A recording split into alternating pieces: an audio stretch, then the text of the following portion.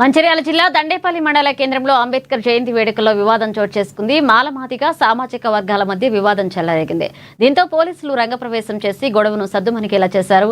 అంబేద్కర్ జయంతి ఉత్సవాల సందర్భంగా అంబేద్కర్ విగ్రహానికి పూలమాలలు వేసే క్రమంలో మాదిగ సామాజిక వర్గాలు రెండు వర్గాలుగా విడిపోయాయి. ఒక వర్గం వారు పూలమాలలు వేసిన తర్వాత మరొక వర్గం వాటిని తొలగించింది. దీంతో ఇరు వర్గాల మధ్య వివాదం తలెత్తగా పోలీసులు సముదాయించి సద్దుమణిగేలా చేశారు.